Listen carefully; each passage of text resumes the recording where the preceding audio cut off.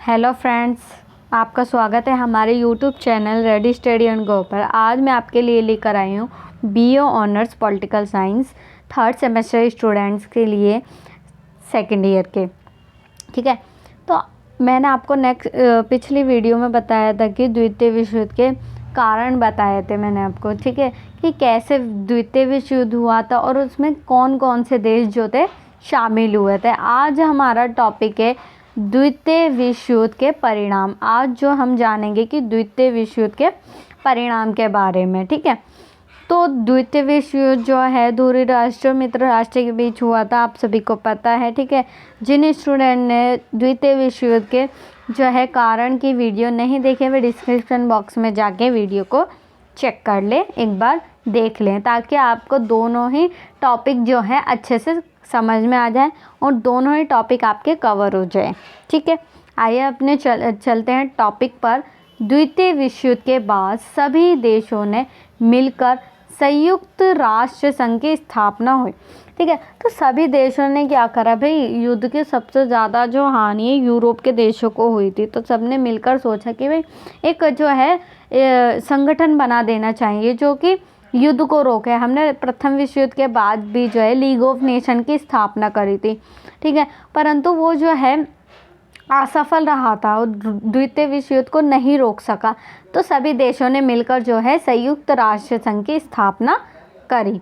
ठीक है, और द्वितीय विश्व युद्ध के बाद जो है दो महाशक्तियाँ उभर के आई थी। यूएसए, आपको पता है यूएसए और यूएसएसआर जो है द्वितीय विश्व युद्ध की जो महाशक्ति जो है उभर कर आई थी। ठीक, अब हमारा पहला पॉइंट है कि द्वितीय विश्व युद्ध के परिणाम क्या हुआ था। यूरोपीय शक्तियों का पतन। देखो, यूरोप के जितनी भी कंट्रियां थी बहुत ज़्यादा अर्थव्यवस्था उनकी ख़राब हो चुकी थी। ठीक है, और बहुत ज़्यादा जो है दिवालियापन में जो है वो पहुंच चुकी थी, और उस यूरोप के देश बहुत ज़्यादा हैं और सभी यूरोप के देश जो है द्वितीय विश्व युद्ध और प्रथम विश्व युद्ध में शामिल थे। ठीक है, तो जिससे यूरोप की जो अर्थव्यवस्था थी वो चौपट हो गई। बिल्कुल यूरोप की जो शक्तियाँ थी जैसे फ्रांस, जर्मनी, इटली, ये जो सारी शक्तियाँ थी ये क्या हो गई, चौपट हो गई। बिल्कुल इनकी अर्थव्यवस्था ही ख़राब हो गई थी। ब्रिटेन भी इसमें शामिल था। युद्ध के बाद यूरोप के देशों को हानि पहुँची। ठीक है, युद्ध हो गया तो युद्ध के बाद जो है बहुत सारे देशों को हानि पहुंची और यूरोप ने पूरे विश्व की अर्थव्यवस्था को चौपट कर दिया। अब देखो, पूरी जो देश की जो हमारी अर्थव्यवस्था थी उनकी वो चौपट हो गई उस समय की। ठीक है, द्वितीय विश्व युद्ध जब हुआ था। देखो, जब जैसे कि वर्तमान समय की बात करें हम, जो है रूस और यूक्रेन का युद्ध हो रहा है। ठीक है, तो इससे दोनों ही देश थोड़ी ना प्रभावित हो रहे, इससे पूरा जो विश्व ही प्रभावित होता है। ठीक है, कहीं महंगाइयाँ ज़्यादा हो जाती हैं, कहीं कुछ चीज़ें की कीमत बढ़ जाती, तो ये सारी चीज़ें जो होती है युद्ध का कारण होती है। ठीक है, एक ही देश को इसका नुकसान जो है उठाना नहीं पड़ता, अनेक देशों को उठाना पड़ता है। ब्रिटेन, फ्रांस, जर्मनी और इटली जैसे महान यूरोपीय शक्तियों को इस युद्ध के कारण विकास के अपने अधिकांश लाभ से हाथ धोना पड़ा और इससे बहुत ज़्यादा नुकसान हुआ यूरोप के देशों का। युद्ध के बाद सभी देश खंडित हो गए। युद्ध के बाद जो है सभी देश जो है छोटे छोटे टुकड़ों में अपने बट गए कि हमारा अलग राष्ट्र होगा, हमारा अलग राष्ट्र होगा। ठीक है, तथा जर्मनी भी दो भागों में बट गया। जर्मनी भी दो भागों में बट गया था, पश्चिमी और उत्तरी। ठीक है, तो ये इसमें जो है बट गया था। फ्रांस व इटली दिवालियापन के कगार पर थे। फ्रांस और इटली जो है बहुत ज़्यादा जो प्रभावित हो चुके थे, दिवालिया हो चुके थे, उनके पास पैसा ही नहीं था बिल्कुल भी। दूसरा पॉइंट आ जाता है अब हमारा अमेरिका वर्चस्व के युग का आरंभ। देखो, प्रथम द्वितीय विश्व युद्ध हो चुका था हमारा, इसमें जो है यूएसए सबसे ज़्यादा जो है उभर कर सामने आया। सबसे ज़्यादा जो है अमेरिका उभर कर आया था।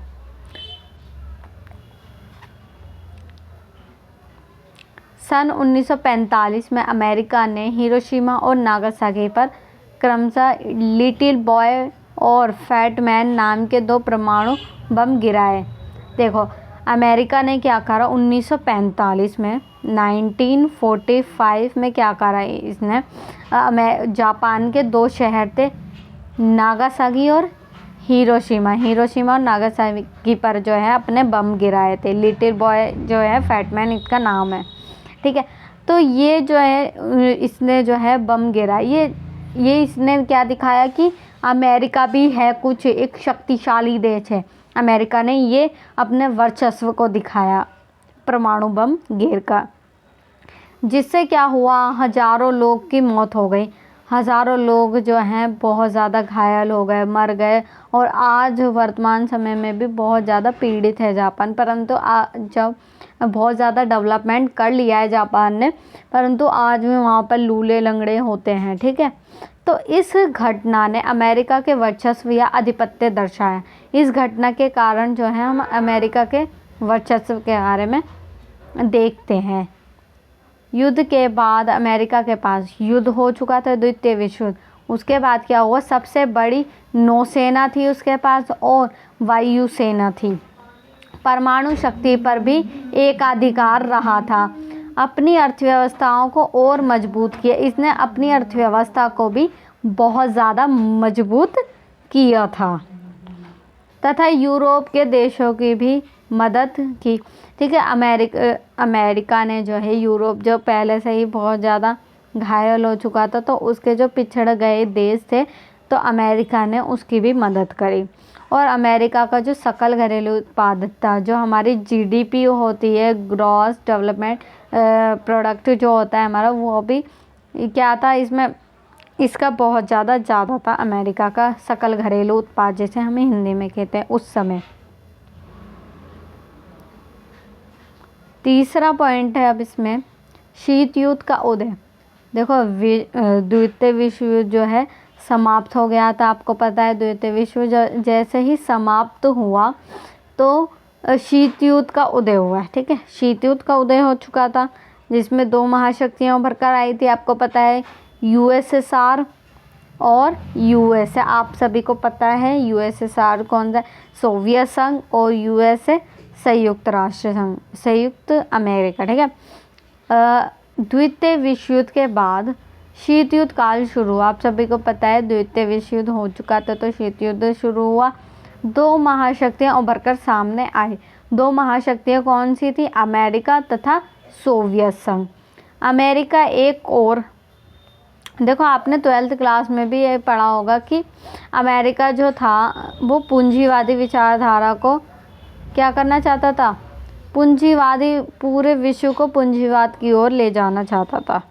और जो यूएसएसआर था वो साम्यवाद को बढ़ावा देता है, ठीक है। आप सभी को पता है कि ये जो दोनों ही देश थे इनके बीच विचारधाराओं का टकराव था, ठीक है।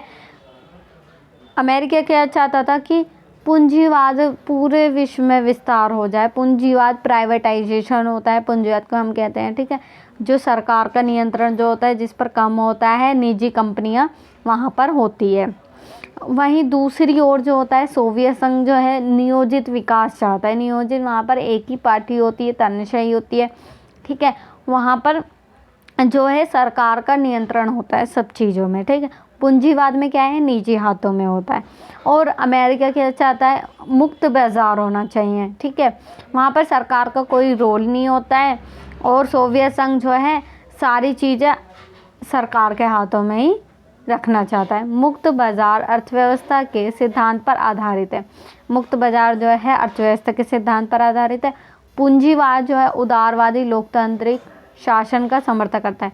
पूंजीवाद कहता है कि भाई जो शासन होता है ना हमारा, वो लोकतांत्रिक तरीके से होना चाहिए, डेमोक्रेसी होना चाहिए। उदारवाद का मतलब जितने हमने नियम बनाए हैं उसमें क्या कर देने चाहिए, हमें कटौती कर देनी चाहिए।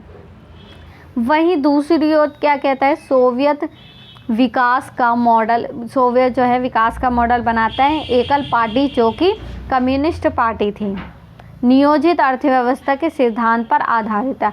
नियोजित अर्थव्यवस्था थी हमारी, उस पर आधारित है। अमेरिका ने नाटो, सीटो, सेंटो नामक जो है गठबंधन बनाए। अमेरिका ने क्या करा, नाटो सीटो सेंटो बनाए और यूएसएसआर ने वार्सा पैक्ट का गठन किया। यूएसएसआर ने क्या करा, वार्सा पैक्ट किया। इन्होंने नाटो सीटो सेंटो जो बनाए थे अपने पूंजीवाद को कैसे और ज़्यादा पूरे विश्व में फैलाएं, तो नाटो सीटो सेंटो बनाया। वहीं दूसरी ओर भी फिर भाई वो क्यों कम रहेगा, यूएसएसआर ने भी वार्सा पैक्ट बनाया, ठीक है। और दोनों के बीच जो है प्रतिस्पर्धा बढ़ने लगी, बहुत ज़्यादा कंपटीशन होने लगा, ठीक है। एक दूसरे को नीचे दिखाने के लिए ये कुछ भी करने लगे, ठीक है। बहुत सारी चीज़ें जो हैं इन्होंने संधियाँ करी, नाटो सीटो सेंटो नामक जो है। चौथा पॉइंट है अब हमारा संयुक्त राष्ट्र संघ की स्थापना हुई थी। आप सभी को पता है द्वितीय विश्व युद्ध हो चुका था, तो 1945 में जो है हमने अमेरिका और जो यूरोप के जितने भी कंट्री हैं उन्होंने संयुक्त राष्ट्र संघ की स्थापना की, जिसे हम यूएनओ भी कहते हैं, यूनाइटेड नेशन ऑर्गेनाइजेशन, ठीक है। द्वितीय विश्व युद्ध के बाद सभी राष्ट्रों ने मिलकर संयुक्त राष्ट्र संघ की स्थापना की गई, ठीक है। सभी देशों ने जो है मिलकर संयुक्त राष्ट्र संघ की स्थापना करी और 1945 में यह अस्तित्व में आया, ठीक है। 1945 में जो है ये अस्तित्व में आ चुका था। इसकी स्थापना का उद्देश्य विश्व में शांति स्थापित हो सके। इसकी स्थापना हमने क्यों करी थी, यूरोप के देशों और उसने सबने मिलकर विश्व के देशों ने, ताकि देश में जो है पूरे विश्व में क्या हो सके, पूरे विश्व में शांति स्थापित हो सके और कोई भी देश एक दूसरे से युद्ध ना कर सके, ठीक है। दूसरा पॉइंट है अल्प विकसित देश अपना विकास कर सके, ठीक है। अल्प विकसित जो देश हैं बहुत ज़्यादा पिछड़े हुए गरीब हैं, ठीक है, भूखे मर रहे, तो उनके देश के लिए भी ऊंचा उठाने के लिए, ठीक है, तो संयुक्त राष्ट्र संघ की स्थापना करी। तीसरा पॉइंट है राष्ट्र के बीच मैत्रीपूर्ण संबंध। राष्ट्र के बीच जो है संबंध को अच्छा बढ़ावा देने के लिए संयुक्त राष्ट्र संघ की हमने स्थापना करी। फोर्थ है इसमें देशों को आर्थिक सहायता प्रदान करना। देशों को जो है जैसे यूएन की बहुत सारी उसमें जो है काम करने वाले महासभा है, ठीक है, जैसे IMF है हो गया, विश्व बैंक हो गई, तो हम जो भी देश जो है गरीब होता है, ठीक है, जो जिसके पास खाने पीने के लिए सामान नहीं है, तो ये क्या करता है आर्थिक फंड जो है प्रोवाइड करता है गरीब देशों को। पांचवा पॉइंट है हमारा विउपनिवेशीकरण और गुटनिरपेक्ष आंदोलन का उदय, ठीक है। तो जब भाई बहुत सारे देश जो थे गुलाम थे उस समय, ठीक है, जब ये शीत युद्ध चल रहा था और शीत युद्ध चल नहीं रहा था उस समय जो था द्वितीय विश्व युद्ध समाप्त हुआ था, तो बहुत सारी जो कंट्रियां थी, बहुत सारे देश जो थे उस समय आज़ाद हुए थे, उसमें से एक हमारा भारत भी था, ठीक है। तो युद्ध के बाद जो है उपनिवेशवाद समाप्त हो गया। युद्ध के बाद क्या हो, जो जिन देशों ने दूसरे देशों पर अपना कब्जा कर रखा था, तो वे देश आज़ाद हो गए थे और नए राज्यों का उदय हुआ, ठीक है, नए राज्यों का क्या हुआ, उदय हुआ, और जिसे हम तीसरी दुनिया कहते हैं। उपनिवेशीकरण तेजी से बढ़ा। विउपनिवेशीकरण जो है तेजी से बढ़ा। विउपनिवेशीकरण का मतलब क्या होता है, दूसरे बाहर की जो कंपनियां होती है वो दूसरे देश में जाकर जो है अपना व्यापार करती हैं। इन नए स्वतंत्र राज्यों में से कुछ सोवियत संघ साम्यवाद जो आज़ाद हुए थे उस समय, तो कुछ तो सोवियत संघ में शामिल हो गए थे और कुछ अमेरिका पूंजीवाद में शामिल हो गए, और कुछ अन्य जैसे और कुछ जो अन्य थे जैसे हमारा भारत था, घाना, मिस्र आदि ने गुटनिरपेक्ष आंदोलन शुरू कर दिया। गुटनिरपेक्ष आंदोलन क्या करा, इन्होंने बोला गुटनिरपेक्ष हम ना ही सोवियत संघ में जाएंगे ना ही हम USSR में जाएंगे, ठीक है, तो इन्होंने ये कहा। इसे ही फिर हम गुटनिरपेक्षता की नीति कहते हैं। ये जो है एक दूसरे दोनों के बीच के गुटों में नहीं गए, अपनी एक तटस्थ नीति रखी, ठीक है, बिल्कुल तटस्थ रहे थे ये। तीसरा पॉइंट आ जाता है हमारा निशस्त्रीकरण और हथियार नियंत्रण। उस समय जो है फिर निशस्त्रीकरण की बात कही गई कि भाई हम ज़्यादा से ज़्यादा जो है हथियारों का यूज़ नहीं करेंगे, हथियारों का निर्माण नहीं करेंगे। युद्ध के निशस्त्रीकरण को बढ़ावा दिया गया। ठीक है,